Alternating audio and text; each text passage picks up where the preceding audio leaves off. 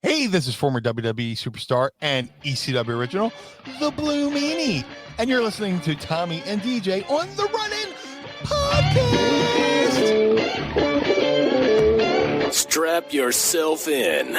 It's time for Tommy Paradise and DJ with the Run-In Podcast.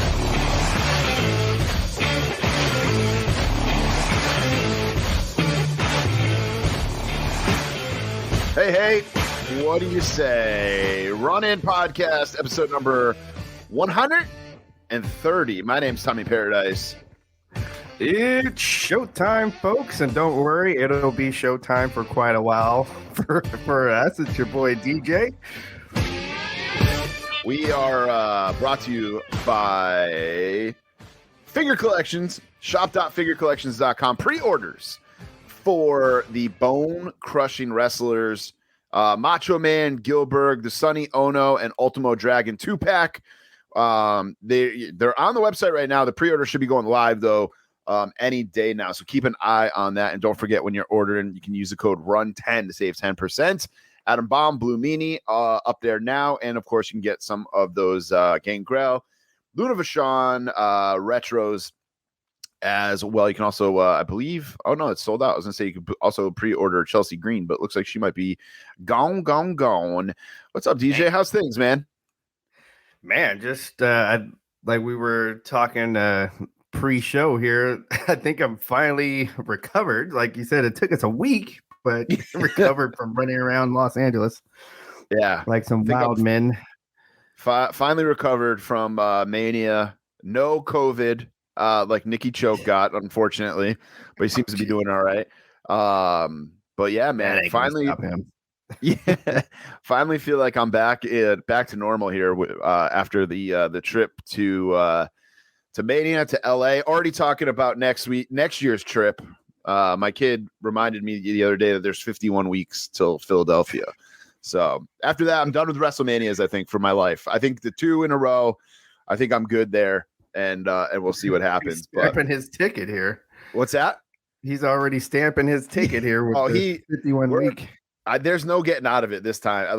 There's no way I can't take him now because he hears me talking about how much fun it was and everything that we did, and he's pissed he's not going to be able to try In-N-Out Burger because he's a huge cheeseburger aficionado. But he's pissed about that, but we'll get him some cheesesteaks in Philly for sure. Yeah. So, did you have a good Easter, man? You a big Easter guy? I'm not a huge Easter guy, Me neither. But but I up with some stuff at least. Yeah, well, I hosted bingo that Sunday at the brewery, and people came in their bright colors, and we had a good time. Nice. Yeah, for us, it's Easter just means like getting together and having a big dinner with family. We're not super religious, so it's not. And we give the kid an Easter basket full of candy and goodies and stuff like that. More about that in weekly purchases. But all right, got a wedding going on this weekend. A little excited about that. I am not, however, excited that it's going to be 90 degrees tomorrow for this wedding. Whoa! Not looking forward to wearing 90 a suit. Before we did. Right, dude. Welcome to New England. It was like. Windows are open, birds are chirping. You might even hear the birds chirping. It might be old school in the rafters because I got my window open next to me. So you might hear a truck go by or something like that, but just because it's been so nice. But yeah, tomorrow, for some reason, Mother Nature decided, hey, you got to be in a suit tomorrow. We're going to make it 90 fucking degrees for you. Jesus. But I thought we were all done. You have with a nice polo? Nah, I'm not a polo to wedding guys, man. I gotta do the suit. I don't know why, but you know what? If it gets too hot, I might throw a polo on. We'll see. I'm not paying. You've heard of guayaberas? No, what the hell is that? It's like, let's see, the best way to describe it. Remember that show with Charlie Sheen, that TV 2.5 Men? Yeah. So like a bowling shirt. But it's not but it's way fancier than a bowling shirt. But that is the cut of the shirt. It's a button down short sleeve with the collar and pockets. We'll see. I'm weird. Like I don't feel like short sleeve shirts are dress shirts. Like you walk into a bank or to buy a car, right? And the guy is in there with a button down short sleeve shirt. You're probably like, I just feel like you don't take them guys as seriously when they're wearing. I don't know. Maybe I'm weird. Maybe I'm wrong. Maybe I'm offending somebody out there. But I just feel like short sleeve button downs for like a wedding, like when you're supposed to be dressing up. Are you selling a car at the wedding or? Yeah, no. I'm just saying like. Okay, so I want to look good. I always want to look good, man. That's why I shop at Homage. I always want to look good. And you will. It's just like it's gonna be 90 degrees. Like, so I'm just trying to save you from wearing a bunch of polyester. 90 degrees. I don't want you coming back on here saying, yeah, and then next thing you know, I was looking up at the lights and everybody was around me saying, "Are you okay?" No, that won't happen. I'll stay hydrated. with the bride growling at you. No, we'll stay hydrated for sure. But yeah, man, the weather's been fucking crazy out here. And then back to like 60 on Saturday. So yeah, just for the day. We're here. So like one snowstorm this winter, and it wasn't even that bad. It's been so weird weather-wise here in New England. But there's no such thing as climate change, though. Right, exactly. I was gonna say, but let's get right to it, man. A lot to talk about in the wrestling world. I feel like we say that every week at this point. A lot to talk about in the wrestling world this week. That's good. Hey, that's better for us. That's right. Business is good. Business is about to pick up. Let's do it. In the ring. In the Ring is brought to you by SeatGeek. I'm going to the Red Sox game on Monday. It's a big thing here in New England. It is Patriots Day, which is only celebrated in Massachusetts and Maine. It's a state holiday, but it's I don't even know why we celebrate it. It's not for the New England Patriots. It's for like the way back in the day Patriots. Right. And the Red Sox play at 11 a.m. On Monday. Every Monday, and it's also the day of the Boston Marathon. So the whole point is they play at 11. You run over and watch the runners finish in the Boston Marathon. So me and my buddies have actually made it a tradition to go. We've been going since 2012. Not to get off topic here, but we were there for the bombing in 2013. Like we were a little too close for comfort, if I'm being honest. We were probably 300 yards away from the first bomb. Damn. And then but it was across the street. We thought it was like a gas leak explosion. Right. And then the second bomb went off and we're like, oh fuck. And that was even closer. We're like, we need to get out of here. Yeah. So this is the 10th anniversary of all that. Luckily we all three of us that were there came away unscathed, but just some mental scarring. Sure. But yeah, so we try to make it a point to go every year. So this year, taking my kid for the first time, 10th anniversary of it, Angels and Red Sox. The point of the story is not to make anybody feel sorry for me, but to buy your tickets from SeatGeek.com. That's what I did. Game sold out on RedSox.com, so I went over to SeatGeek.com. I used the code RUNINPOD, and I saved $20 on our order. We got some great seats. I'll post some pictures up on Monday, and I'm going to enjoy the game. They're playing the Angels. Ohtani is pitching. So going to see Ohtani and Trout. Yeah, the kid is pumped for that. Obviously, you guys listen, he's a huge hockey and baseball fan. Right. He is pumped to see Ohtani and Trout. Yeah. So going to be a good time. Star, bro. Oh, I know it. I'm excited to see him. Me and my buddy, we were going back and forth about whether we were going to go this year or not, just because my buddy Kevin that you met that came out with me to Mania. Mm-hmm. And me and him are the ones that go every year, and we're like, are we going to do this? I mean, we just came back from Mania. We just spent a lot of money on Mania, and like, should we skip it this year? And then we saw Ohtani was pitching, and we're like, all right, let's do it. 10th anniversary, and it's not as expensive as Mania, so no. But man, the Red Sox prices, man, one of the highest tickets in baseball. It sucks, but really, yep. So I'm going to use our SeatGeek code. My dad wants to go when they play the Mets. They're playing the Mets this summer at Fenway, and my dad wants to go to that game. So I'll obviously use our SeatGeek code for that as well. Mm-hmm. But yeah, so that game's sold out already. So it's crazy. Well, luckily I live near the 31st ranked stadium, and they got billboards all around. $10 days. Dude, sometimes I wish the Red Sox were like that. We're like, hey, we got nothing going on tonight. Let's go to the Red Sox game and grab a couple cheap tickets and just go and enjoy it. We have that for minor league baseball here, but not not I not can the go Red see Sox. Major League. But, all right. In the Ring is brought to you by SeatGeek, as we mentioned. All right, back to the world of wrestling. Vince McMahon apparently not in charge going forward. We watched SmackDown. I actually was like, we got to get home. My kid had something going on. I don't remember what, but it was Friday night. We had something going on. I'm like, we got to get home for 8:00. We got to. Oh, we went and saw the Mario Brothers movie. That's right. And I'm like, more on that later. But I'm like, man, we got to get home 8:00. I want to watch SmackDown. I don't want to miss it this week. And we just get Triple H announcing that the draft is coming. I thought we were going to get like, nah, that old man, I took him out behind the shed like old Yeller. He's gone. I thought we were going to get something like that. Right. But Vince not in charge for Raw either. And I was reading today that it looks like Vince is going to have no impact on the draft. I kind of am pumped for the draft. I think this is the time to do it after WrestleMania. Yeah, same. I think every year they should do it like that. Hit the reset button. I think they should do it now, or I've said this before on our show. Survivor Series, make like the winner of SmackDown versus Raw get the draft pick, the number 1 draft pick, or something like that. But I like that they're hitting the reset button here instead of like September or October or whatever it normally is. I feel like it's always in the fall. Do it right after WrestleMania, man. You some of these guys need new feuds and things like that. So that's right.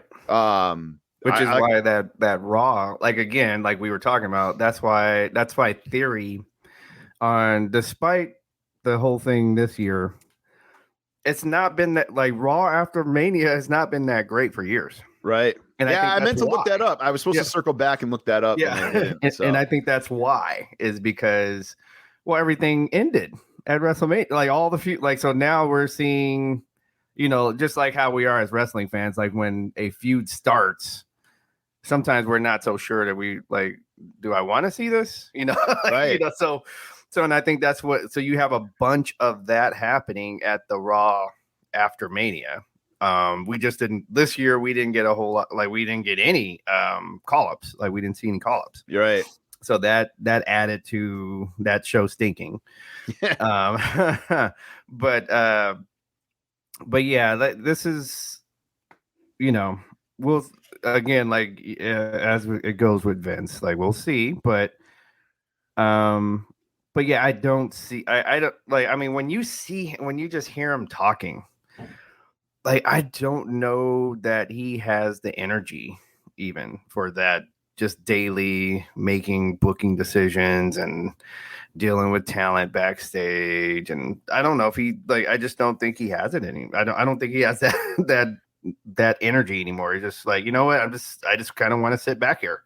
No, yeah. And at 71, we know how out of touch he is. He should be gone. Not gone, but he should just be riding off in the sunset, man. Enjoy your life. I'd be in the owner's box. Right.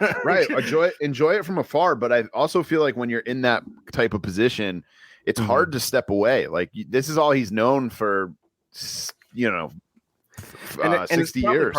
And it's probably part of the deal, like part of when they bought the thing, like when I was going to bring that up. He is now technically an employee. Right. There's been a lot of stuff coming out about that. There's like a what's the word I'm looking for? Like a moral clause in his contract. He's got to behave and things like that. So now you're seeing, now you know where I'm going with this. Like, I think they're like, okay, you're the whatever his title is, so we want you at the shows. Yeah. Yeah. So I think you're on the shows, but I think the shows. And that's he actually wasn't at Raw, I read, and he wasn't at SmackDown. Okay. He wasn't at either one of those, I read. But I think they just want him. I think what they did when they bought this endeavor, I think they were like, here, Vince, we're gonna give you this role. We're gonna let you do things your way, but we are gonna say if we don't like something. Right. We're going to give you a paycheck. You're an employee now. So that's the deal. Here's your role, essentially. Right. I don't think he's going to be as hands-on as he wants to be or as he has been in the past. I think once in a while we might see something like we did at the Raw after Mania, where, he kind of is showing what the heck happened there. Yeah. Yeah. The more I think about it, the more I agree. I kind of with you where I think he was just kind of showing off. Right. Like, look what I can do. That's what it feels like. Yeah. That's not good for business, obviously. So I'm sure he got a little slap on the wrist and was like, do not ever fucking do that again. Right. And now Hunter is clearly running the show because looked more. It felt like a Triple H ran show. Right. I mean, there was still questionable stuff on it. It's going to be he's not perfect. Yeah. Here's my thing. I was thinking about this while I was watching AEW this week. Every wrestling show is not perfect. No, there's no perfect wrestling show. And like, while we enjoy shitting on AEW here and there, like, it's wrestling. I'm thinking about it because my buddy Rich, who you met while we were out in Mania, he's a big AEW guy, but he also loves WWE as well. And when I when I said something about AEW negatively, he hit me with you people. And I was yeah. Oh no, I don't want to be one of those people, quote unquote, those people. So that's kind of got me thinking a little bit more, where I'm like, yeah, WWE does shitty stuff all the time, and we give them a free pass. AEW is brand new. It's only 3 years old. I'm kind of getting off topic here a little bit, but no, we're in the ring, so that's on topic. But it's like, yeah. They're gonna fuck things up once in a while, but yeah, I think it's like, so the you people, so I guess what makes it kind of interesting, I'll just say, for lack of better words, is so yeah, I don't like, again, we're equal opportunity shitters, as we say. And the problem is like, you have like the IWC is just like, they're like a very loud minority. So something like Cody losing at WrestleMania, right? I see a million memes just for him losing a match, a match that was a great match. And it, like, when you think about it long term, it actually works that he lost. And when we talk about what you're watching, I got more to say about his loss. Oh, I do too, actually. Yeah, because I think you probably have the same thought. It connects if you watch the show. I think we're going to talk about now. Then we'll watch something on AEW where, like, Jericho falling onto a crash pad at the end of that match, or like 8 people holding the ladder for Hobbs. And then we're just saying, okay, that looks like, all we're saying is that looks bad. Like, you could do better is basically all we're saying. And then, and then I think that's when the you people will come out for the AEW guy. It's like, but I've gone to independent shows with ladder matches and not seen 8 referees holding a ladder. So you can do better. Like, it looks bad on TV. That's all we're saying. Is like, you want the viewers, right? You got to have viewers. I know that's another thing that gets to me is like, somebody mentions the viewers. Oh, you guys are still looking at viewers? I'm like, well, weren't you guys, like, when this first started, when you were going head to head with NXT, you guys that was the main thing every week, was how many viewers versus how many viewers. So now that you're not getting the viewers, now we don't want to talk about viewers anymore. Yeah. So that's all. So that's why, it gets to be this tit for tat, because instead of, hey, we do need to do this better, it's, I'm going to defend because I don't like Vince that much, I'm going to defend every single thing in AEW. And then it starts to get ridiculous. It's like, how are you defending that? Like, you should be on your own. You're a fan of this company. Okay, tell them to do better, like you do with WWE. That's all. WWE does something, they're all over it. AEW does something, they defend it. How? Right. Why? Right. So that's all. Right. Yeah, absolutely. Speaking of the Cody and Brock thing, it looks like Brock and Cody has kind of been the plan since months before Mania. So I'm wondering if this means that Roman is gonna, get pissed off at the Usos and kind of disappear for a little bit and make them go through the gauntlet. I wonder if he's not going to be in Puerto Rico at the Backlash show, Roman. There's nothing announced for him yet. So I'm wondering if he's going to, I thought he was going to lose and take time off. I mean, we can talk about it now. This whole Cody thing,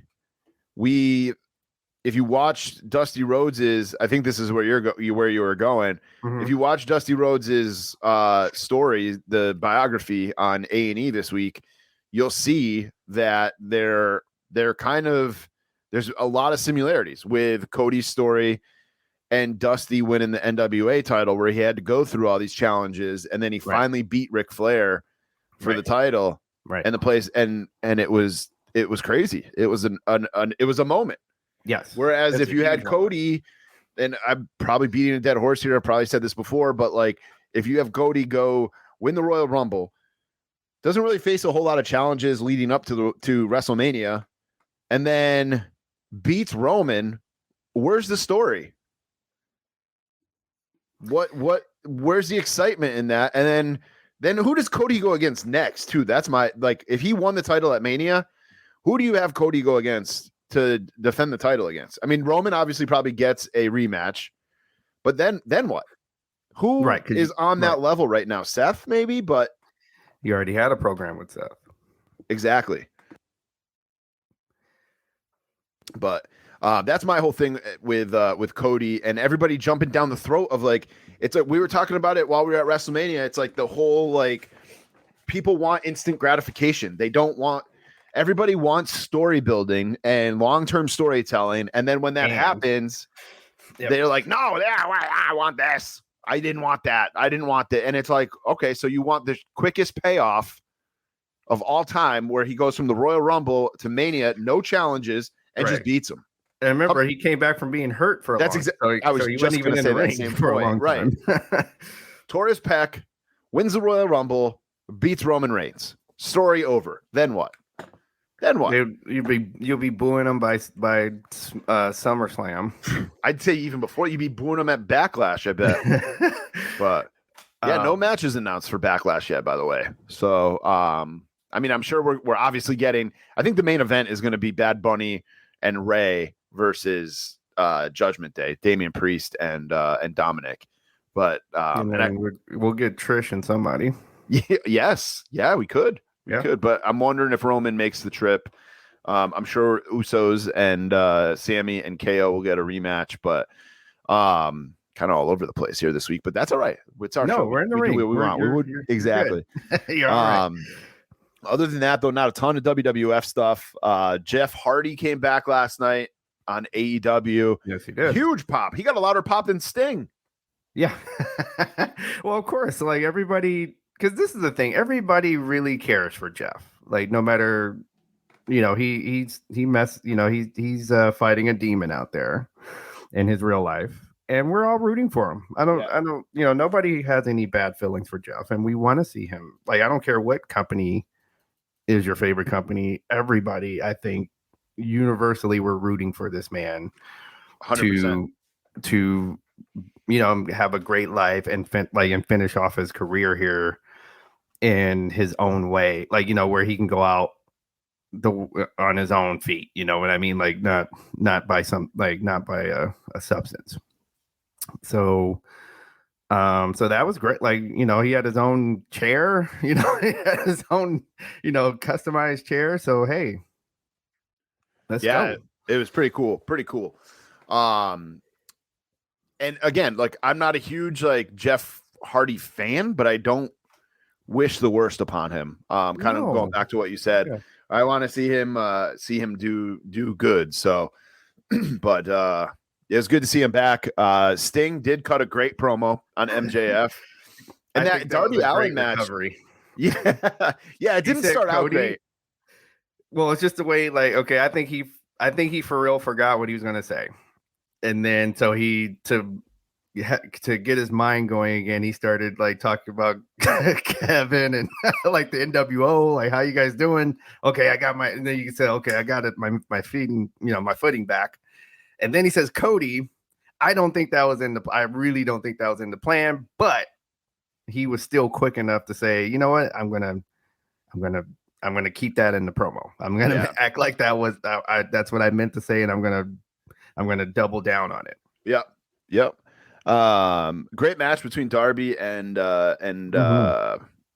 the hell? Swerve. Keith Lee, man. Why are we supposed to care about Keith Lee? It loses to Jericho. Anyway, All In. Oh, sorry. Go ahead. What were you gonna say? Before we go to that, just okay. So how do you have this Adam Cole? Like Adam Cole keeps like kind of connecting with Keith Lee. Yep. All right. So all I gotta say is if you are not like you're this person that just really doesn't like you think that everybody's so unhappy with when they're in WWE, and then that's why they jump to AEW. If Adam Cole becomes Keith Lee's manager, I don't ever want to hear it again. Seriously, I'm dead ass right now. If he becomes Keith Lee's manager, I'm saying it right. We're recording this. Don't talk to me anymore about WWE being this dungeon that everybody's unhappy with. Yeah. Yeah, it was. I love the meme going around that was, damn, how long have I been gone? Because it's him looking at Keith Lee with the gray hair. I popped for that. Yeah, that is funny. Definitely popped for that. But yes. What else? Oh, All In. What do you think? We didn't really talk about this last week because we were all in on WrestleMania. But what do you think? Popped in, like, you know, it popped on us. So. Right. Yeah. Didn't really have a whole lot of time to think about it, talk about it. What do you think AEW needs to do to have All In be a success? The Wembley Stadium holds 90,000. They're not going to sell 90,000 tickets. Maybe they will. Maybe we'll be wrong. But I'm just kind of saying, like, I don't even think WWE is a different animal. They just sold 80,000 tickets at SoFi for 2 nights. So maybe that's different. But 80,000 for the UK for AEW, their first trip over there. UK loves wrestling fans. Yes. I saw a comparison to this to WCW in the Georgia Dome where they didn't sell it out, but they sold a lot of tickets and it still looked phenomenal. Right. When I think that was when Goldberg won the belt. And so I'm curious, what do you think they need to do to have a great showing for All In attendance wise? Well, I mean, I think the first, like, just the novel, like, I think it was actually a pretty good move. Like, I'm going to be probably in the minority here, putting it in Wembley because the novelty of it. Like, because am I right that there hasn't been a show there since that SummerSlam, right? Right. All right. So just the novelty is going to sell a lot of tickets. Just that there's going to be a wrestling show. I don't care what the 3 letters are. Yep. At Wembley, you're going to have those people buy tickets. AEW actually does pretty well in ratings in Europe. So they have a fan base there. So they're going to buy tickets. So now, like you're saying, so that's probably worth about 50 right there, right? Maybe I'm probably over exaggerating, but I'm just saying that I think just that is going to make it look good on camera. We'll say that. Now, if you want to have them like really hanging out of the rafters, that's a good question because it's like, all right, I'm pretty sure most people are yelling at the radio right now saying, like, CM Punk. Right. And I'm just like, well, I got to see how people still feel like after this whole thing. I know I know some people have lost the luster of CM Punk. Like, you know, they got to see him. If we're being honest, like it was nostalgia. Right. Okay. And then so it's just his name and the nostalgia of CM Punk being in a ring. That's the honest thing. But but you have the over the top CM Punk fans or just people that just love him. And that will sell some. That is going to sell some tickets. Yeah, I agree with that. But you do need some. Like, it's time to have some matches. Like, you know, I would start like building these stories of matches that's going to be there. Yep. And then, like I said, I guess the key word is stories this time. Like, now it can't be this whole we're going to have this whole card of people that you should know. and then we're going to make these quote dream matches, and then that's going to make everybody show up. That formula is like, so that's great for it's working for the hardcore fan. Mm-hmm. But you need to fill it 80 to 90,000. This is 90,000, right? 90. Yep. So you got to tell stories now. It's time to tell stories. I agree. Like, the work rate is not going to fill 90,000 seat stadium. So right.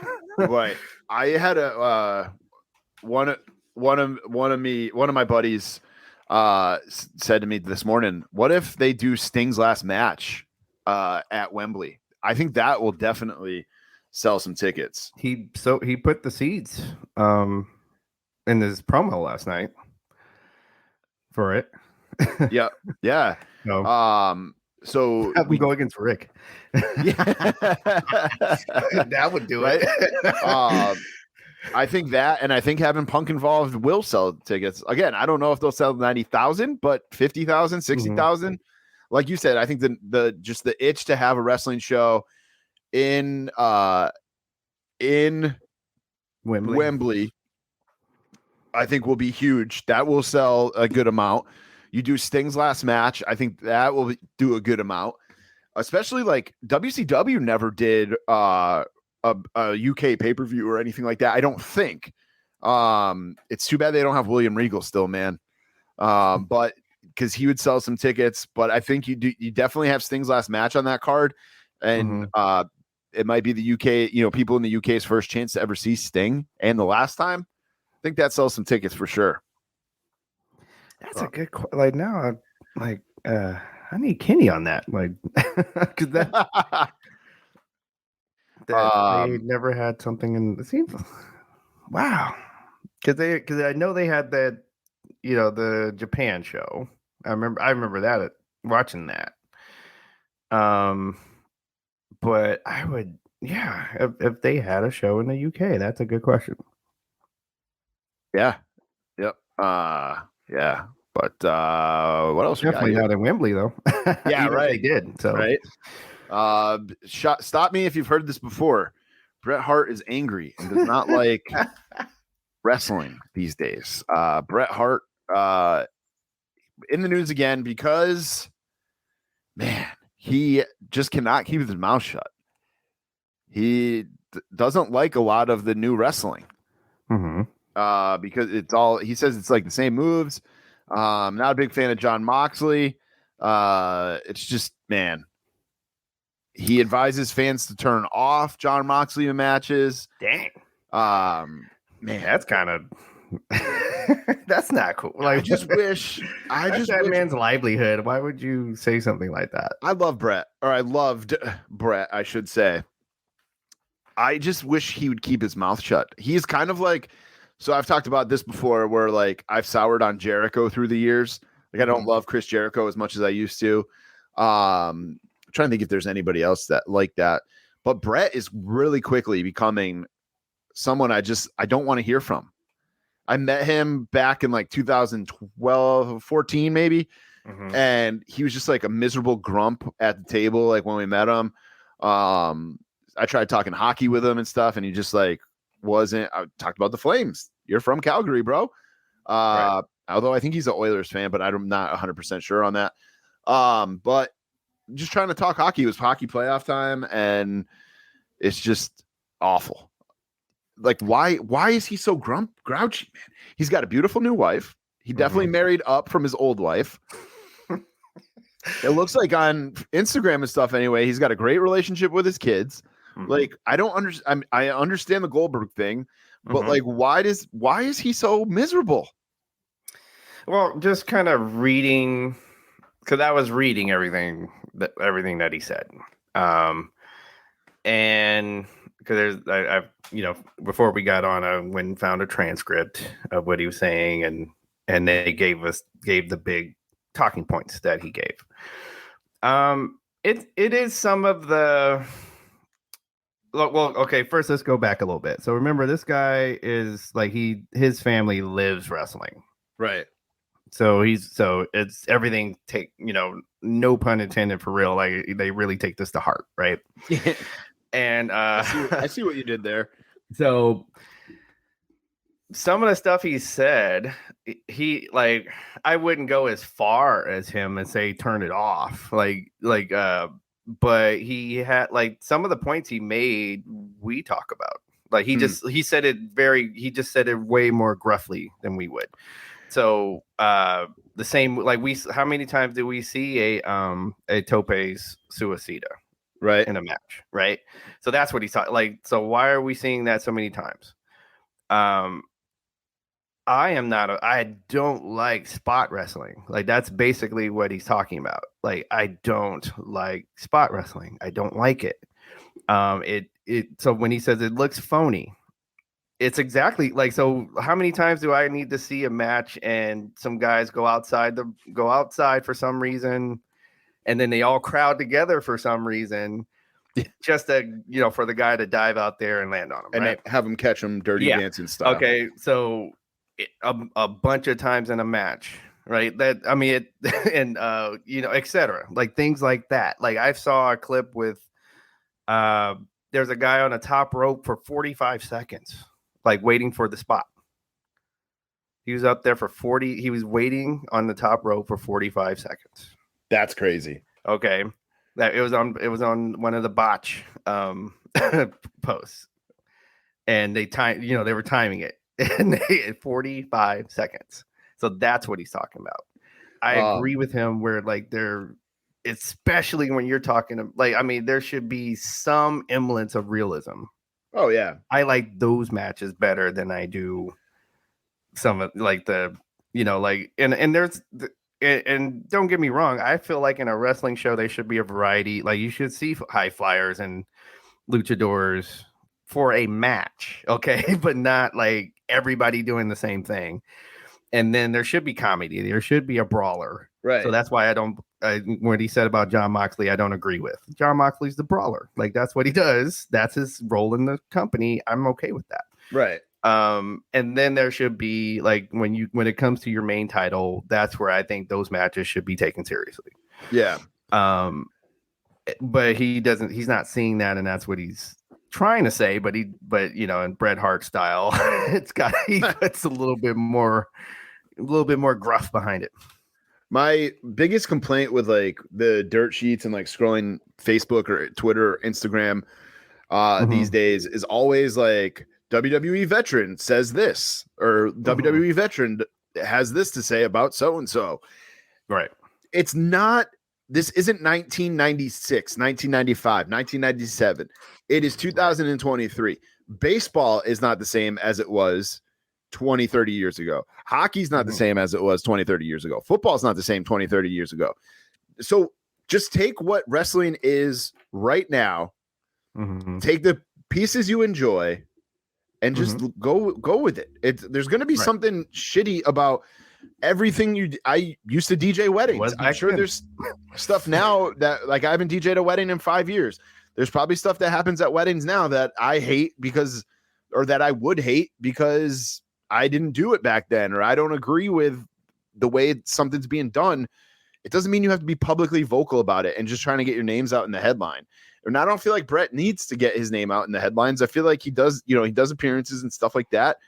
It's like nobody's going to forget who Bret Hart is. You don't need to say anything to get your name in the headlines. I feel like some of these guys do it just to get their names out there, but I don't think Bret needs to do that. I think Bret needs to just be quiet.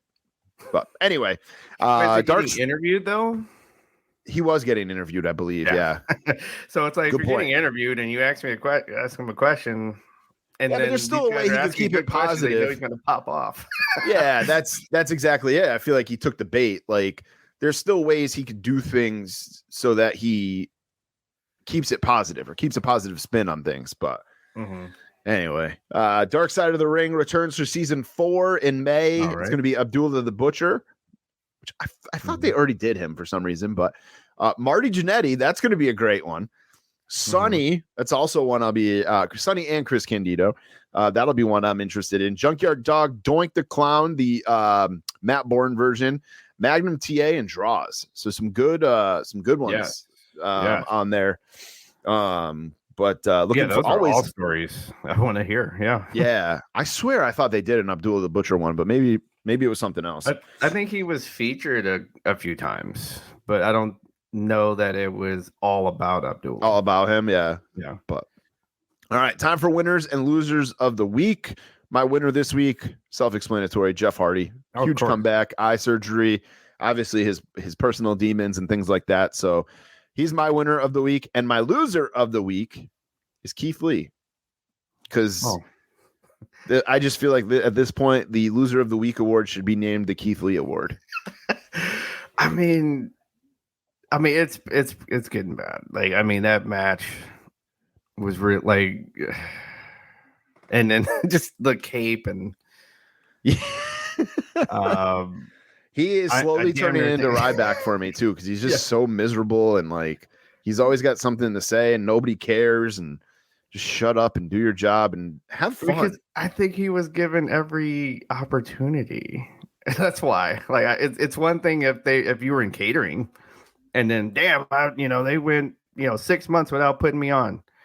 Then I can see why that's why you were unhappy. But to get that much push, and they were trying to get you in the ring and still be unhappy, that's where I just that's where I don't get it. Same. Who do you got for your winners and losers of the week? My winner was Trish with the heel turn. That was we didn't talk about that. I like that. Yes. I'm not gonna lie to you. I'm not gonna lie to you guys. Okay. Heel Trish turns me the fuck on. Oh man, that's funny. Not in like a creepy way, but just like as a normal 40-year-old male who grew up watching her, that turns me on. Her being a heel. All right. Not a creepy way, just a normal guy way. There's not you could be turned on and not creepy. That exists. But yeah, that was a good heel turn. Good, fresh look at the character if they're going to have her around for a while. So I like it. I'm here. And then the loser, I'm going to stay with that match, by the way, with Jericho. Like, jeez. Like, I mean, that was one of and that was the main event, the main event of the show. And it was just dragging. Like nobody, it didn't seem like anybody was interested until they heard Adam Cole's music. Yeah, agreed. So, it's just that was not good. Yeah. All right, guys. That buy sell. Yes. My buy sell. Vince will have no input on the draft. I'm gonna buy that. I think we're at a point where I think that Raw after Mania really spoke volumes, and people are like, we need to. I think they're recognizing that Vince has to be done.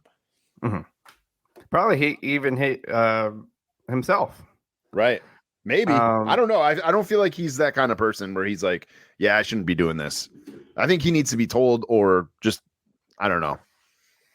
Well, I'm just putting together every story I've ever heard from from the wrestler's mouth, not from I don't dirt sheets don't move me, but when I'll hear I've listened to books from wrestlers and I've watched interviews where they're talking. All of them say, you can go to Vince, right? Right. It's not like he just says you're doing this and then you just have to do it. If you say you don't like something, all of them across the board, if you don't like something, tell them, but then you got to have, okay, so what do you want to do? Like you can't just say you don't like something and then not have an idea. Right. So that I have.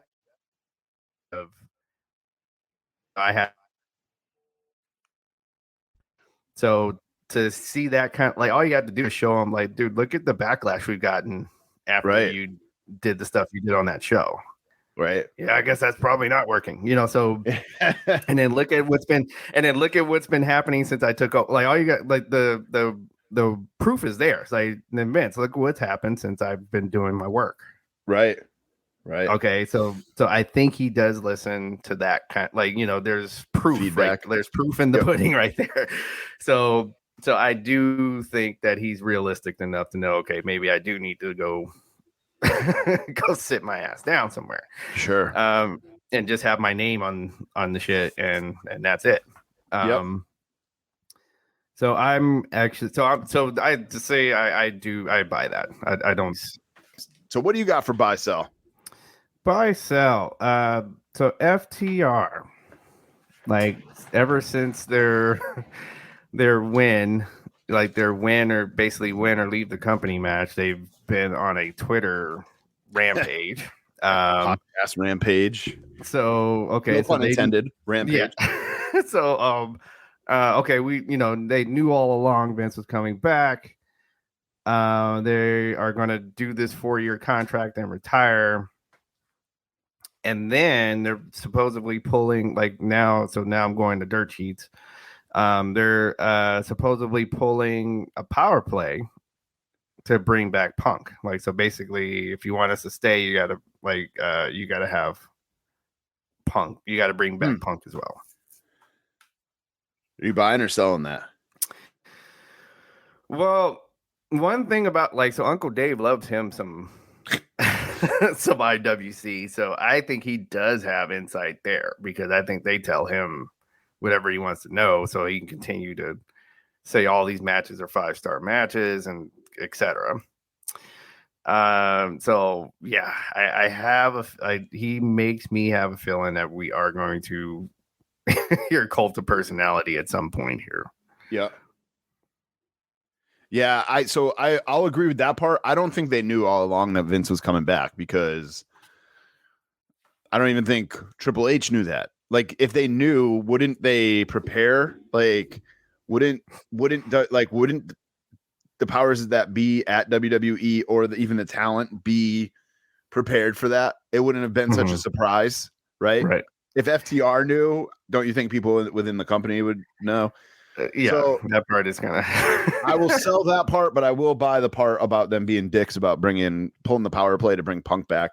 I think honestly, it's just a matter of time before Punk comes back anyway. So whether it's a Wembley show or what, I think it's just a matter of time. So, and I'm telling you, these series of tweets are the one I thought was the most ridiculous is when somebody doesn't believe in you kind of thing, and then so he had the them winning pictures of them winning titles and then their release date 3 years ago and then he had and it's just dude, they offered you to re-sign. What are you talking about?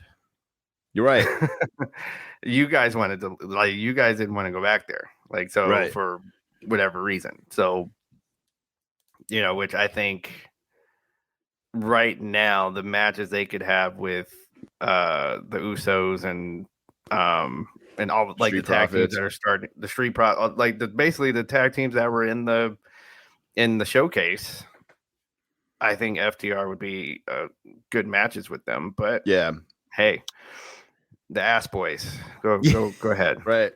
There was a rumor going around that the Street Profits might be split up at the draft. So we'll have to wait and see if that happens. That's a way to split them up. I think if you're really going to push Montez, and you can push them both. Right. Exactly. Yeah, that's true. If one goes to one roster, one goes to the other, you could split them both. Yep. All right. We are going to pay some bills here, and then you're going to want to pay attention to housekeeping, which is coming up next because we got a lot of shit in housekeeping to talk about. A lot of good shit, pal.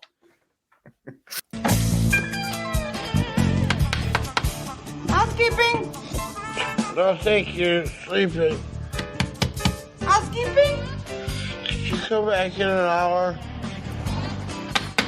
Housekeeping, you want towels? More towels. Need sleepy. Housekeeping, you want mint for pillow? Please go away. Let me sleep for the love of God. Housekeeping, you want me to jerk you off? Housekeeping brought to you by our buddies over at Homage. Check out Homage. They turned 16 today. Wow. The day we're recording this on Thursday. So lots of sales going on to celebrate their anniversary. Right now, if you're listening on Patreon early, buy one, get one 40% off through Thursday. Surprise gifts each day. I don't know what today. Oh, free gift with any order over $100. So jump on that. Again, MLB, NFL, NBA playoffs starting. So grab yourself some Celtics stuff. We could have a Celtics Lakers final, DJ. I don't know if that'll happen, but it could happen. WWE stuff. What's that? It's on the table. It is on the table. So use our affiliate link over at runinpod.com. Click on deals and then head over to Homage and grab yourself something nice for yourself. Again, buy one, get one, 40% off. If you happen to miss the sale, anytime you purchase something, the first time you purchase something, use Run In Pod. You'll get 15% off your first order over there. Still some of those MLB starter jackets available as well. So they don't have the Red Sox, though, unfortunately. But tons of new stuff up on YouTube, guys. We basically blew our load and put it all over YouTube with WrestleMania week. We've got Homage trivia. We're playing Homage in the parking lot at WrestleMania, which was a lot of fun. Yes. One guy even choked out or tried to choke out one of his friends because he gave him the wrong answer.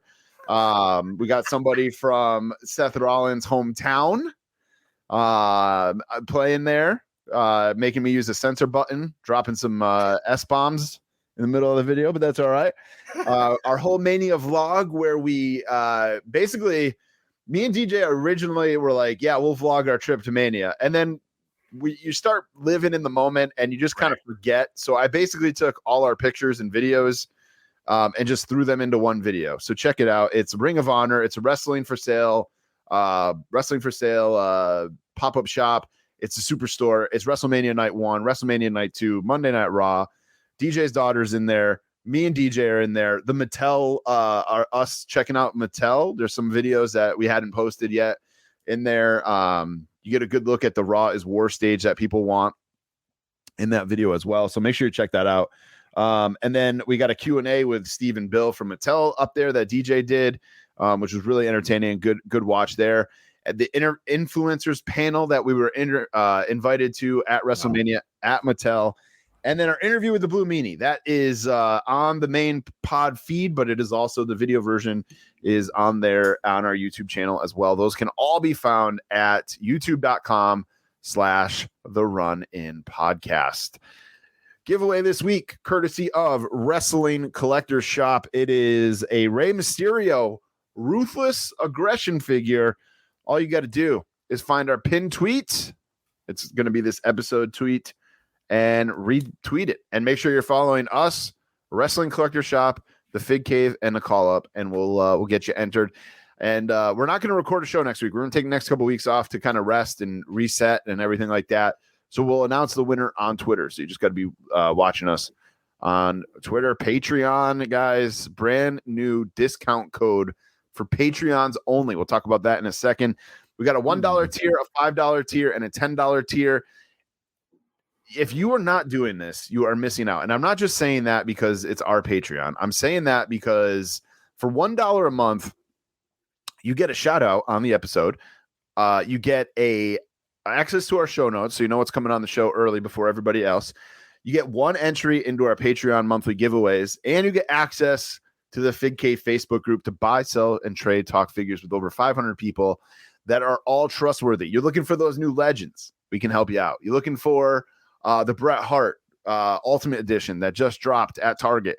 We can help you out. You're looking for the Ruthless Aggression figures. We can help you out. And everybody that's in there is buying or selling at retail plus shipping. So get in there. It's a great community. That's $1 a month. Then for $5 a month, you get all that plus a Run In Podcast sticker, exclusive monthly watch-alongs, articles, and bonus content, 2 entries into our monthly Patreon giveaway, early access to episodes, video version of the show, ad-free show versions of the show, and that is $5 a month. Up this month, we've got This or That with the Blue Meanie, so make sure you check that out.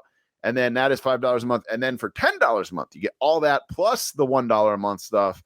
Your name on the website as a VIP supporter, a breaking news segment. You can sit in on a live recording of the show once a month, a run-in magnet, 3 entries into our monthly Patreon giveaway, and an exclusive discount code in the Run In Podcast store. Again, $10 a month for Patreon. This month's monthly giveaway for Patreon, we got a mystery box, but I'm guaranteeing you'll get 2 autographs in it, 2 autographed 8x10s, an Elite, an Ultimate Edition, a Wrestling Collector Shop shirt, and more. The and more.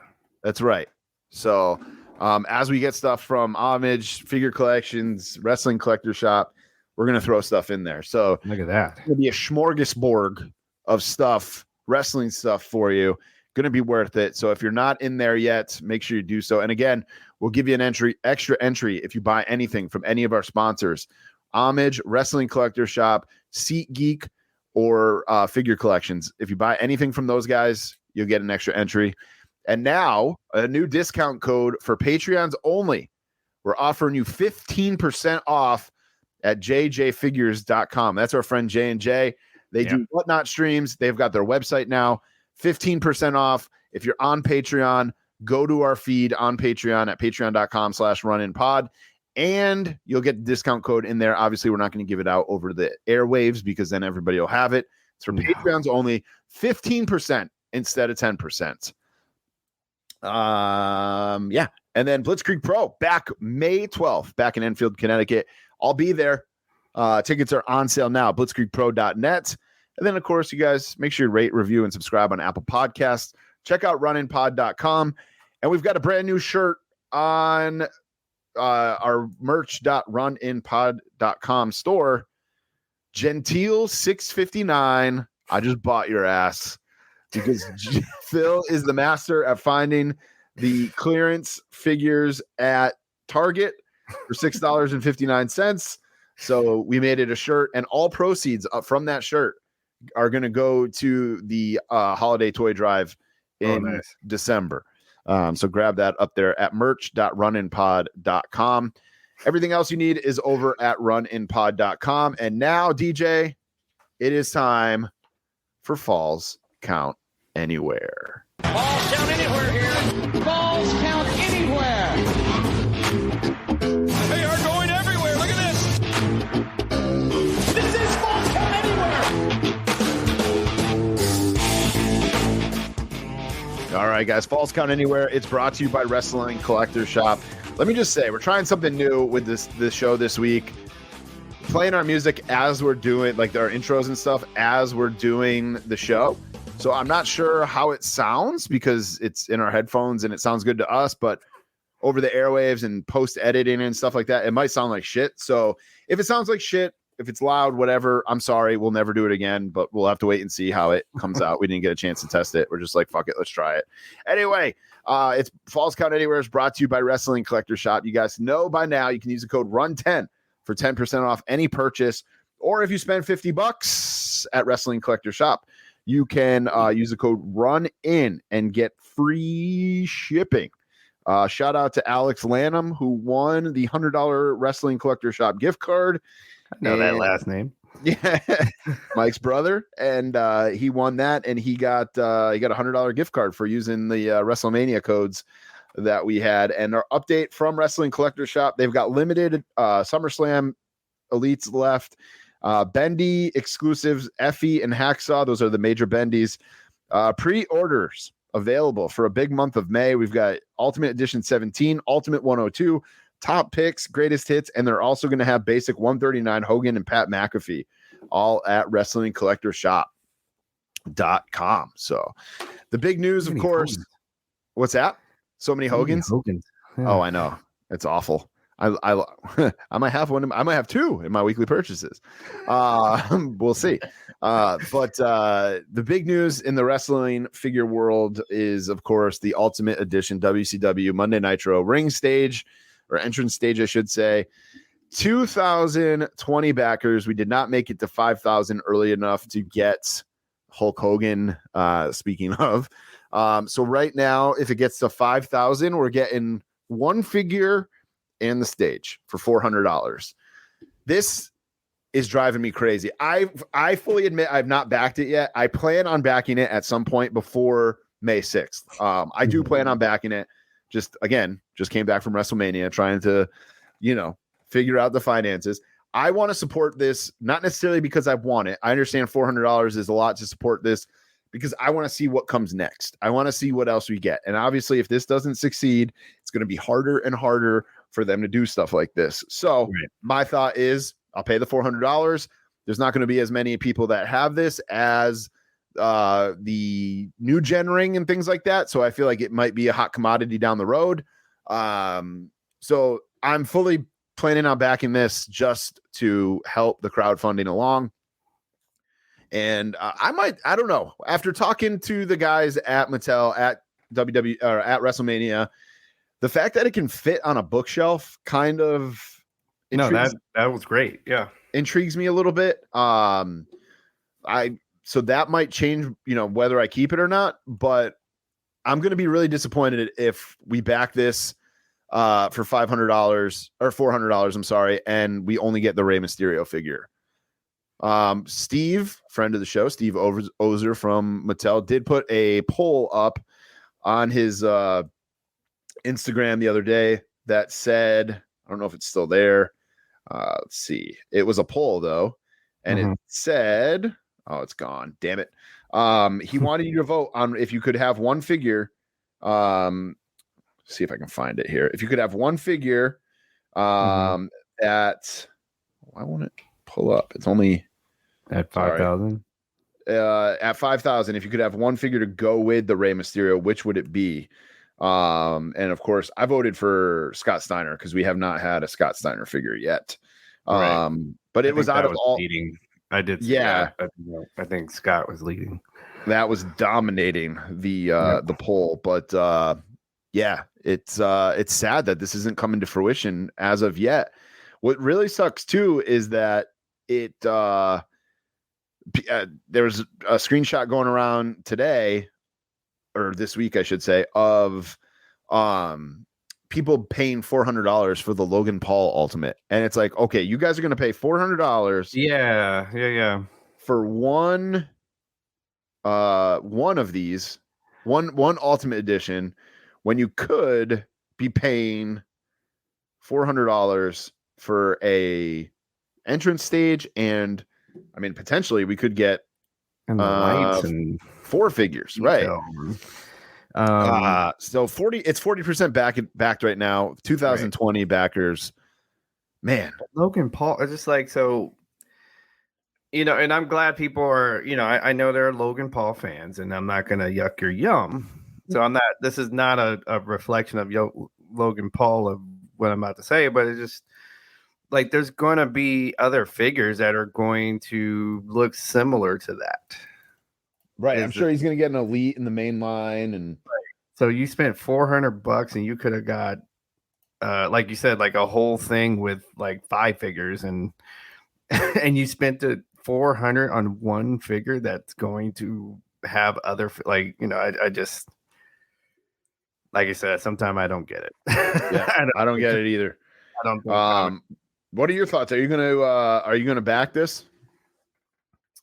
Like you said, it's kind of especially after the money that we just got finished spending, it's a spicy meatball. Yeah. I wish the timing is just like, I wish it was a better timing. Like, I think in the future, I get why they're like, okay, Mania just happened, so maybe we'll take the momentum from Mania and do this project and, release this project. I don't think it's the best time to do it, because it's like Mania, even people that don't go to Mania, right, I think spend some money. Like, I think they already spend money on wrestling stuff even before Mania, or, during Mania, and even when you don't go. Right. I just think that's just the nature of it. So to all of a sudden have a new $400 item that wasn't in people's plans, because like that guy that bought that $400 Logan Paul, like he's like, look, I don't care what it costs, I want that figure and I'm going to buy it, because he's already had it in his mind. Right. This maybe, or let's say, okay, you want to release this for Mania, okay, give me weeks. It should be like, instead, like they were like tease, like there's a $400 thing, don't tease, like say, look, this is it. I'm talking, you might need to go months out, like around the time that we saw the Logan Paul and Cody figures. Yep, that might have been the time to put out, okay, this stage is going to go on sale, right after or whenever, like right after Mania. Yeah, my thought was put it out, show it off at Mania, obviously, because that's when everybody likes to see the new stuff, and you've got the Superstore and everything like that. Mhm. But have it be a pre-order for Comic-Con. Like nothing's going on in Comic-Con around Comic-Con time.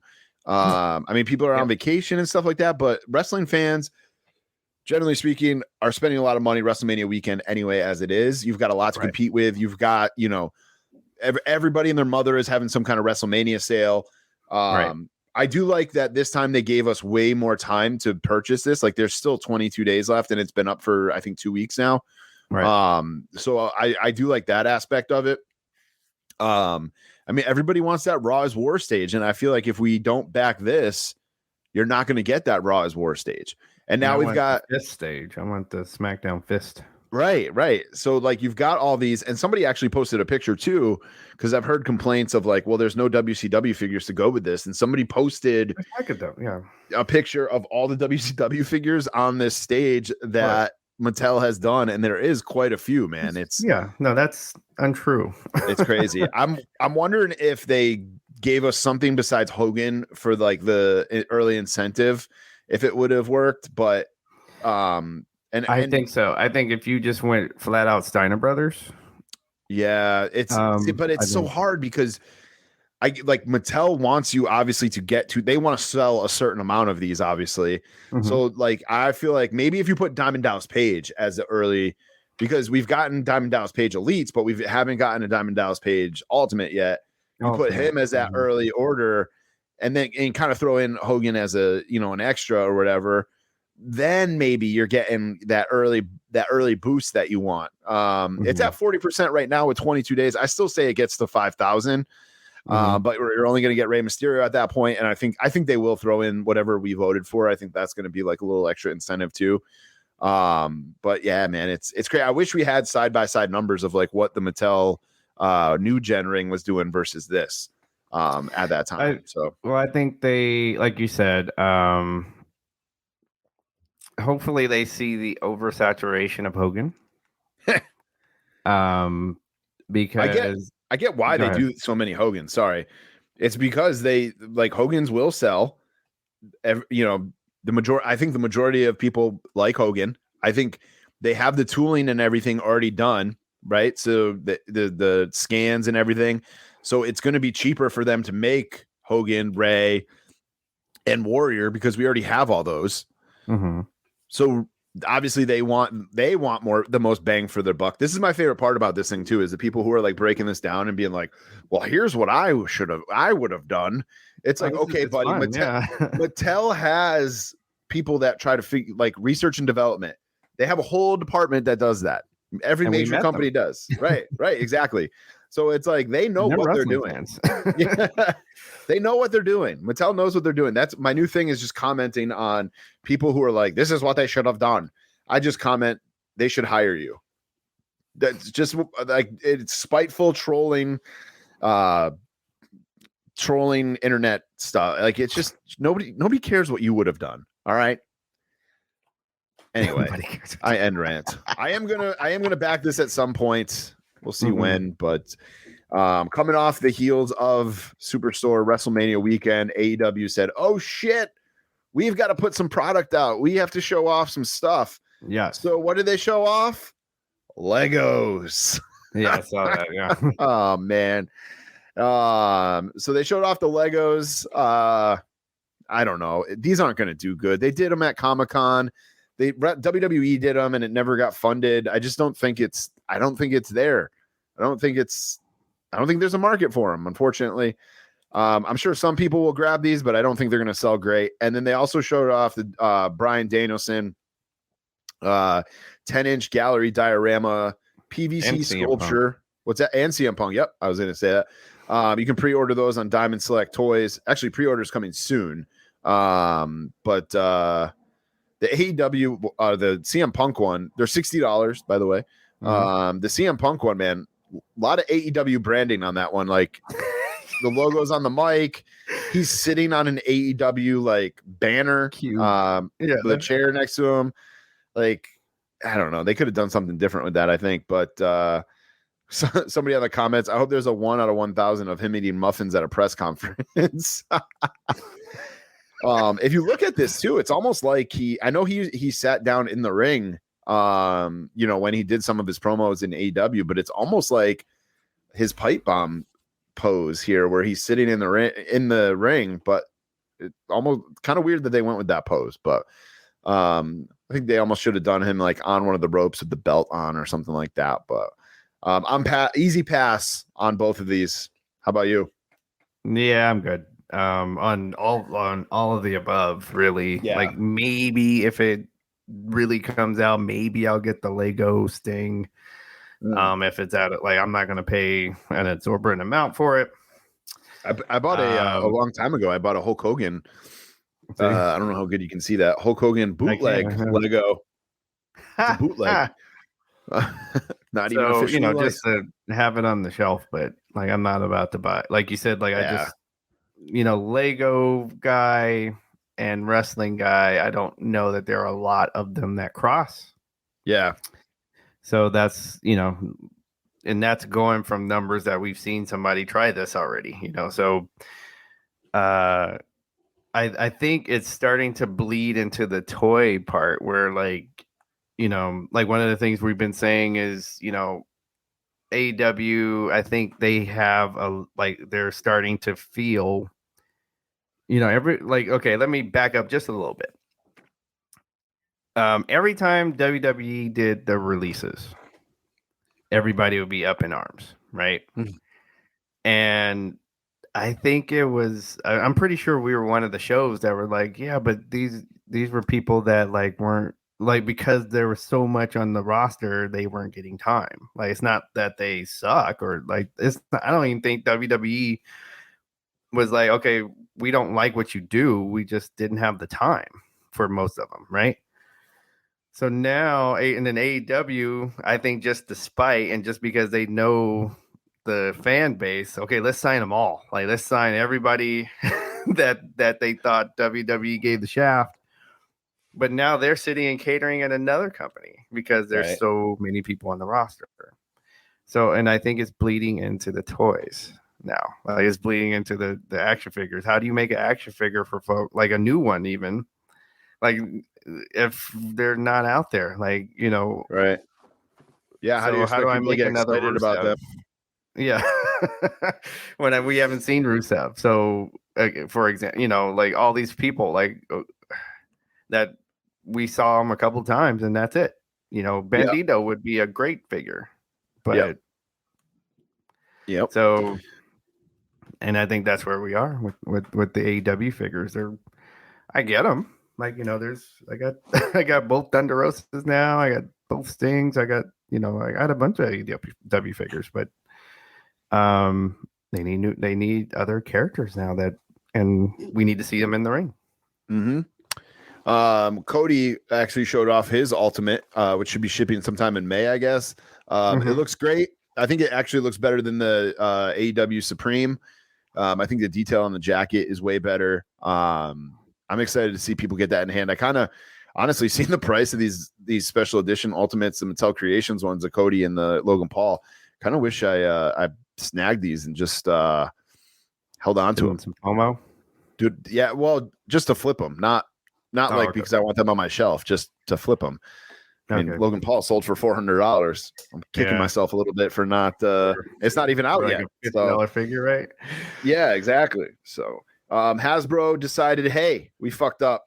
We are going to do no more windowless packaging.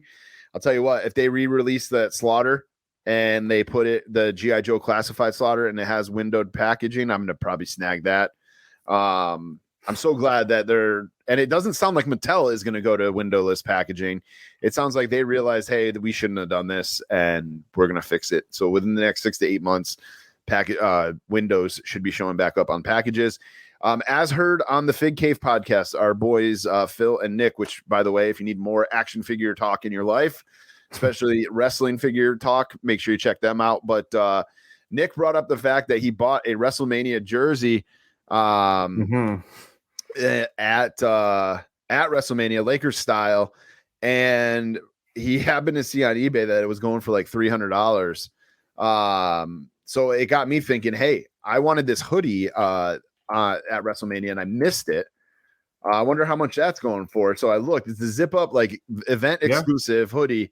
Yep. Right now there's one listed for $103, and then there's another one listed. That one actually has bids, and then another one listed for $250 with I believe 0 bids. Oh, it's buy it now for $250. Which any watchers?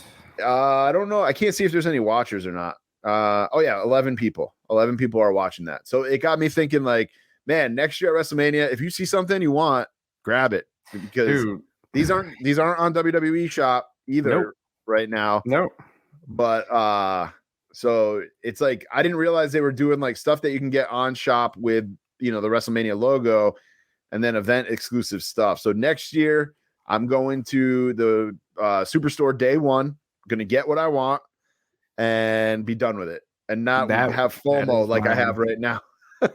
So let me tell you, folks. So MJ and I, because I'll even say that he's saying the correct thing from personal experience. MJ and I, we went just about because there was something different happening every day at the Superstore. We weren't just going to the Superstore just to go. Yeah, and it was free to get in. So it was, and they had all these different activities that was there every day. So so we were there the first night it opened, and Thursday night.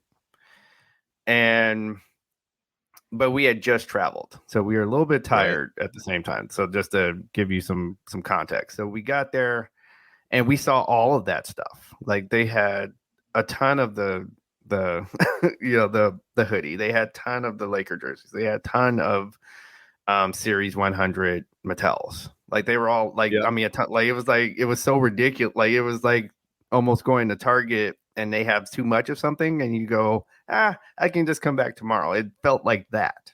Yep. Okay. So we just got there and we was like, all right, retired. I want a clear head when I spend this much money. So, we know what they got. We weren't, it was so overwhelming. We didn't even know what we wanted, kind of thing. Yeah. So it was like, we'll come back tomorrow. Come back tomorrow. There are no more, like the only Series 100s left are John Cena. For example. Okay. When I went, there was nothing but WrestleMania basics. See, so, and then the hoodies were gone, and the hoodie it was a dope hoodie.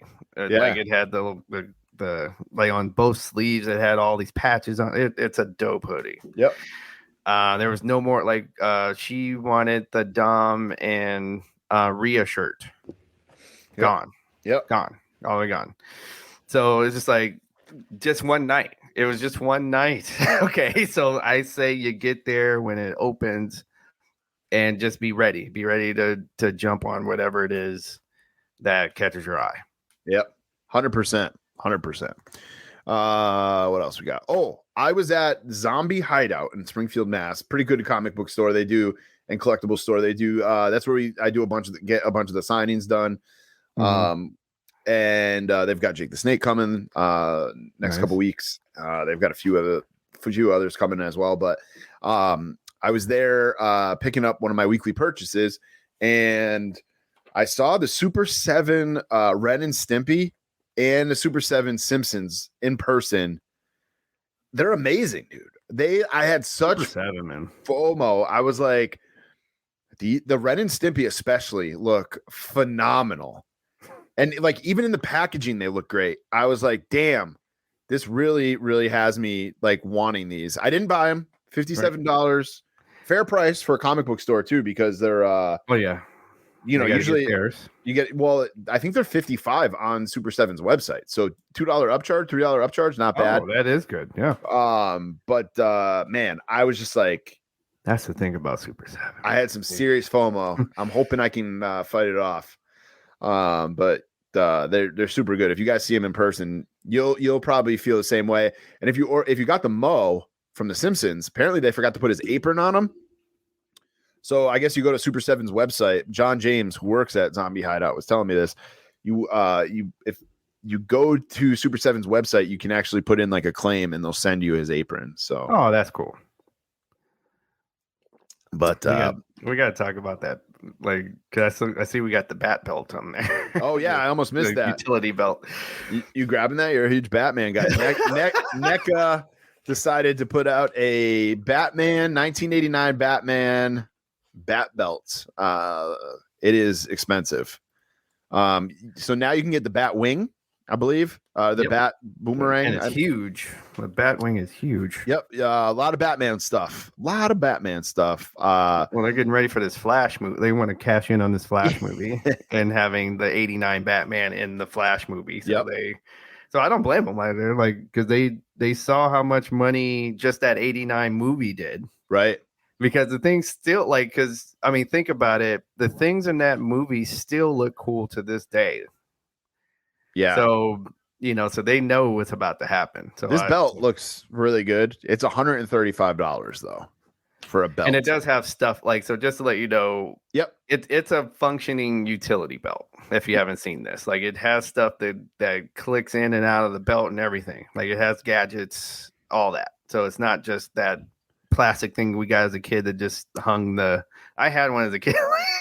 All it did was hang, all you could do was hang the batarang or the grappling gun on it. That's all. That's all it did.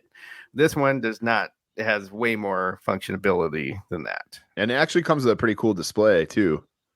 See, so I don't know if I'm. You're thinking about it. Yeah, I mean, it made me really think about it. So just you paying for $33 a pay thing or every other week payment. Well, and just like the hot toy 89 Batman is out there as well. Yeah. So, damn. You guys can check it out at thenecastore.com. That's where you can pre-order it.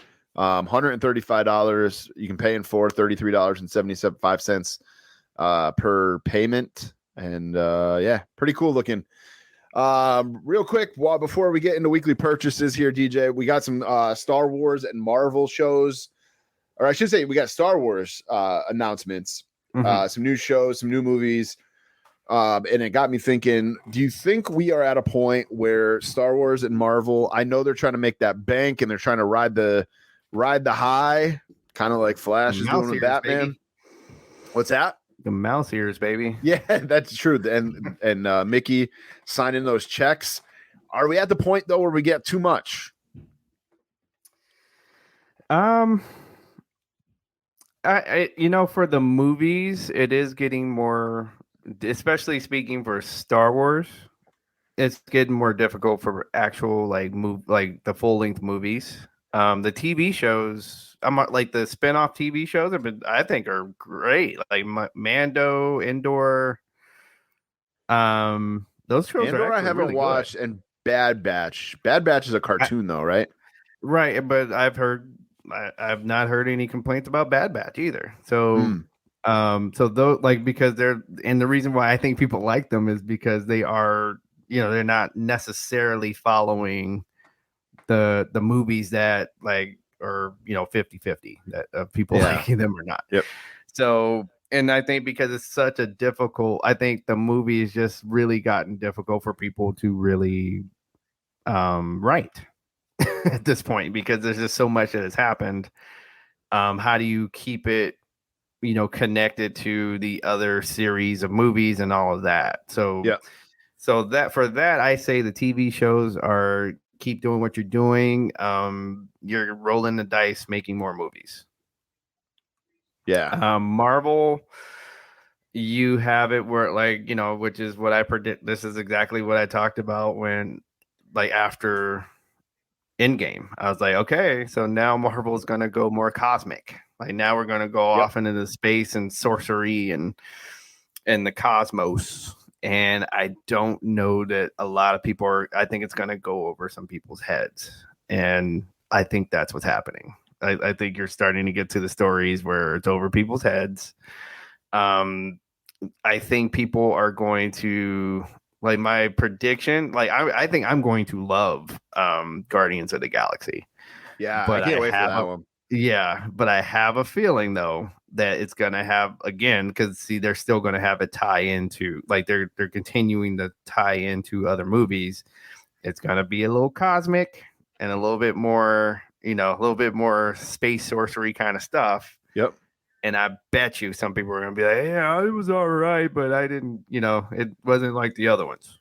Mm-hmm. So that's what I'm fearing for Marvel. That's kind of where I'm at too. It's like the multiverse stuff. Like it's with Endgame, I think we peaked, and now it's just we're falling back down that hill.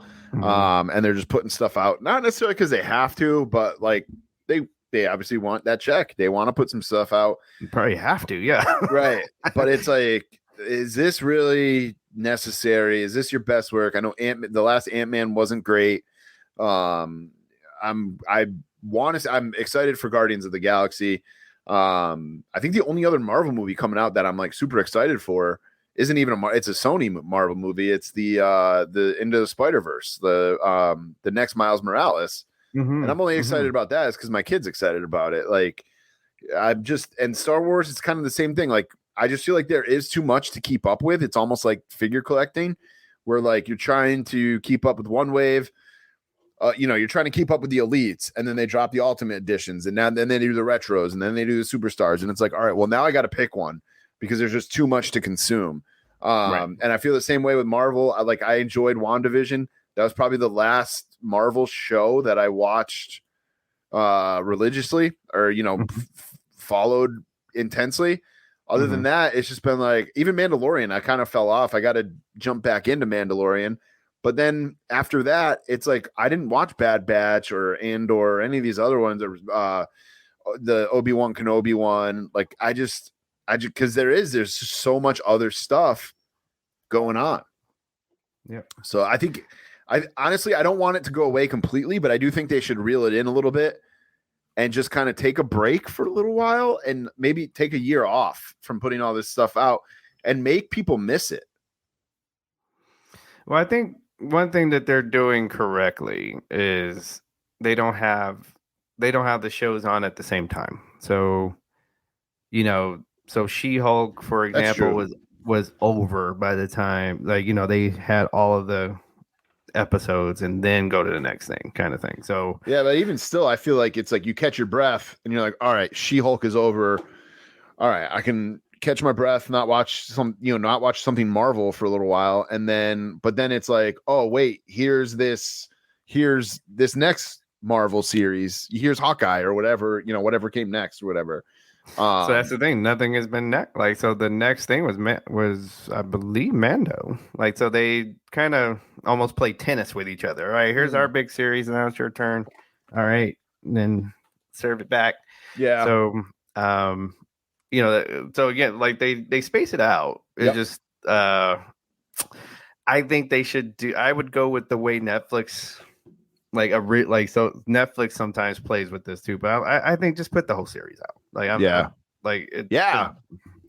That whole I'm going to give you 28 minutes of this show, and then you got to wait till next week. Like that was great for television, in television days. But now, come on, dude, you're going to get your numbers, right? You can get them all. Like I don't think your numbers need to be spread out over the week. No, give us the whole thing. We'll consume it. You're going to get your numbers either way. It's like Mookie Betts. His numbers are going to be very close to the same on the back of his baseball card almost every year. You know what you're getting. It's going to be the same. Like, honestly, I'm holding off on Ted Lasso and Mandalorian because I want to binge them. I want to watch them all in a row. And this week is Mando's last episode. And I heard it was amazing. I have not watched it yet, but I heard the last week of Mando was amazing. Before we get to that, I know you go straight through. You're right. I know you have that on your weekly purchases. Let us know, guys, if you are sick of Star Wars and Marvel shows and movies and what they need to do to change. But weekly purchases time. Did you get any of your stuff from WrestleMania? Did you get your belt in? Did you get what? I know you were waiting for some stuff. What'd you get? The champ is here.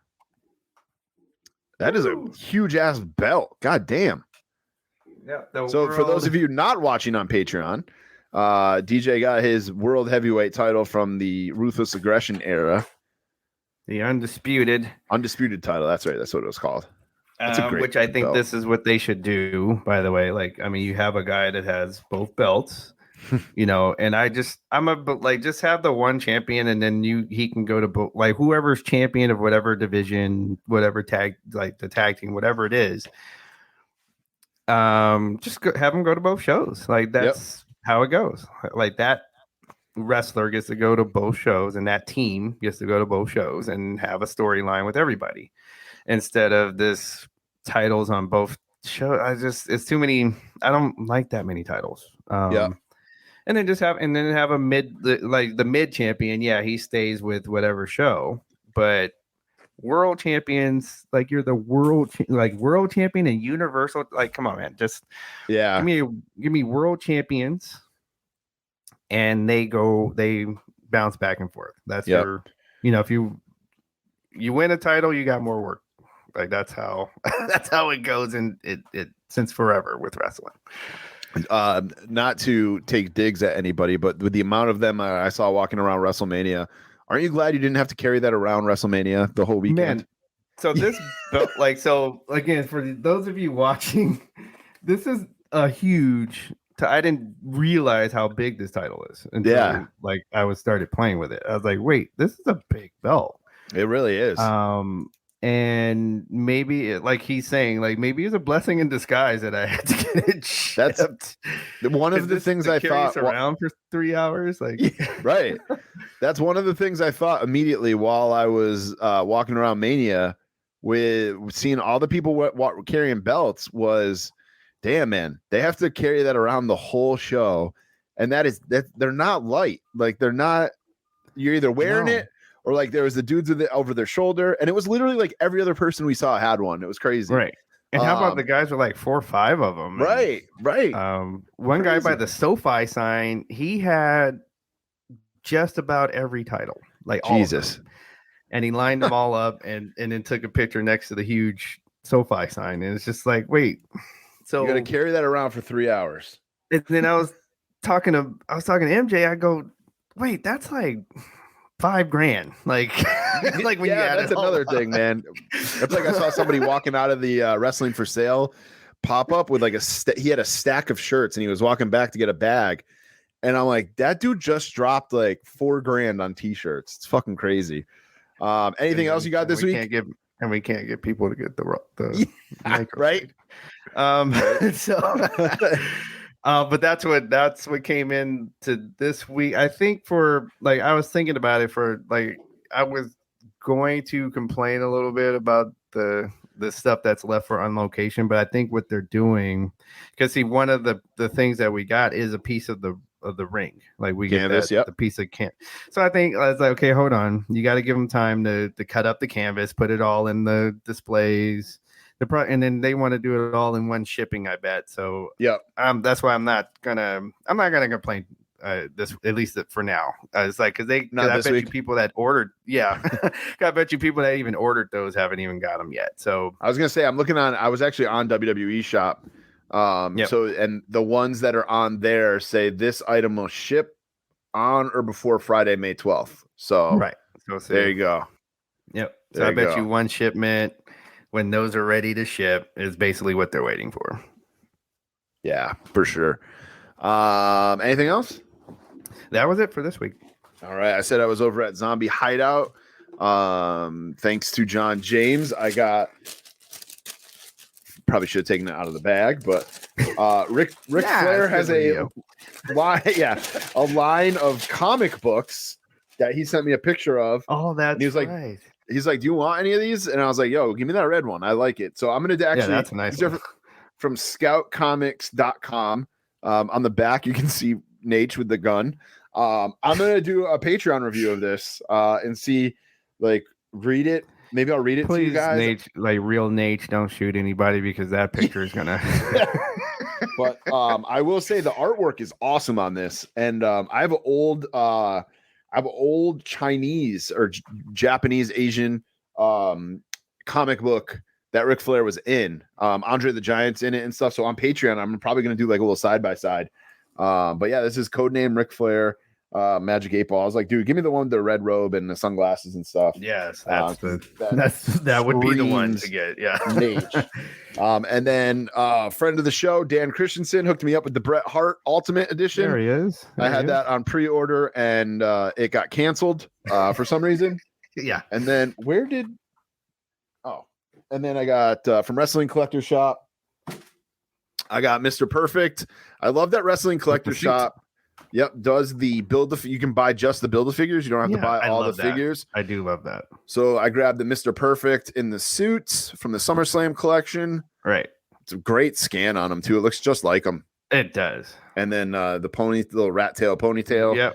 So that'll go. I don't know if you can see them back there, like my little pop culture shelf. I do have a Ric Flair back there because I know the pod can see it, but it's like the red robed Ric Flair.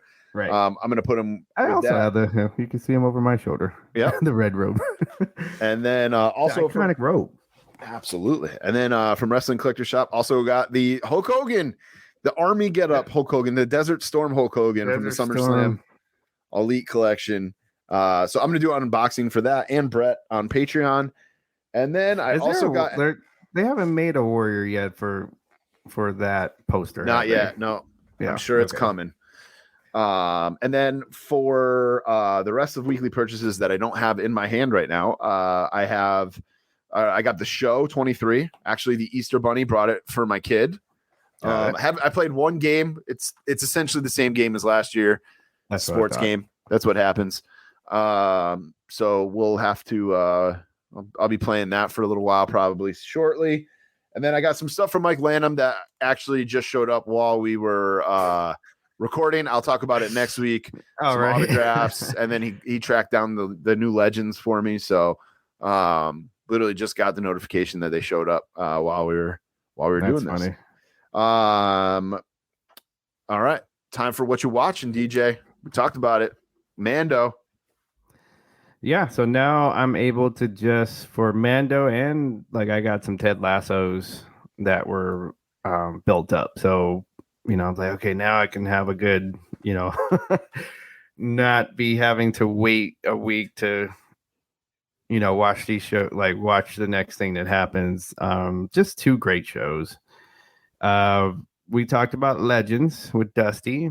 So what we alluded to is that like they really and just to go over it again, is they really alluded to the chase that Dusty did mm-hmm. and how even they had Cody really talk about the excitement was the chase of Dusty chasing Ric Flair's title. And I remember going to house shows at the Forum, like Dusty versus Ric Flair, and you would see Dusty damn near win every time, and then and Ric Flair would sneak out every time, so I've seen a couple of times like he'll even get pinned, but his foot, like the referee see his foot, like he's already raising his hands and everything, and everybody popped, but then the referee sees Ric Flair's foot on the rope, like, oh no, and then and then they cancel the whole thing, and then the match continues, and we're so we've had all those false finishes and everything, so that's what I think that they're doing. I think so too. I went and saw the Mario Brothers movie. Not a popular opinion, but I think it could have been better. Okay. Just you have that cast. You have Charlie Day. You have Jack Black. You have Chris Pratt. You have who am I forgetting? Anyway, a star-studded cast, and I just felt like it wasn't as good as it could have been. I say a solid 6 out of 10. I also watched the Legends biography of Dusty. And then last night, randomly, I got into bed and my wife had Married with Children on. So we watched a few of season 1. There is no way in hell that show could be on TV nowadays. There is no way in hell that show could be on. We were laughing quite a bit, though, through it. Still holds up a little bit. So there's also a few that have you go a few moments where you're like, what did they just say? Yes. So. And I also saw Dungeons and Dragons. How was that? Dungeons and Dragons is fun, man. Yeah. It's a fun time. And it even had a little homage to those of you that saw the Saturday morning cartoon Dungeons and Dragons. There's a little there's a little homage to that group that was in this movie as well. Yeah, I think it was a good time. All right. That's it for this week's show, guys. We got the run-in rundown. Don't forget, grab yourself a Gentile 659 shirt over at merch.runinpod.com. All the proceeds from that shirt go to the Fig Cave Toy Drive in December. And make sure you check out the Fig Cave podcast with Nick and Phil over there. You can find it on Spotify and Apple Podcasts, the Call Up Podcast, Gorilla Brain Podcast, Pro Wrestling Podcast. And make sure you hit up Wrestling Collector Shop, Homage, J&J Toys on Whatnot, and jjfigures.com, SeatGeek, and, of course, Barrios Toys. And, DJ, we are going to be off for the next 2 weeks, guys. We're going to take a little break. We're not going to do what we did last time and go away for a couple months. But we are going to take a little break since it is WrestleMania season. WrestleMania season just ended, kind of reset ourselves, and then we'll be back the week of Backlash. So just keep that in mind. Backlash is May 6th. So that week we will record a pod. We might have some interviews that pop up along the way, or maybe some bonus content that we throw into the feed that, some old stuff, maybe some greatest hits. So we'll still be active in your feed, but me and DJ are taking the next 2 weeks off to just kind of reset, disconnect from wrestling for a little bit and go from there. So we will be back with episode 131 the week of Backlash. So just keep that in mind. In the meantime, follow us over at YouTube. All our YouTube videos are up at youtube.com/runninpodcast. It's all over there. Everything from WrestleMania weekend, the Blue Meanie interview, video versions of the show. Go check it out. Lots of good stuff on there. And then on Twitter, we are at Runnin Podcast. Instagram is at the Runnin Pod. You got anything else, DJ? Man, follow Fig Night 27, FIGKNIGHT 27. Also, come to me for your travel needs. That's right. So if you seriously, I got a side gig doing traveling, so let me know. All right, guys, that is it for this episode of the Runnin Podcast. Holla at you in 2 weeks. Peace.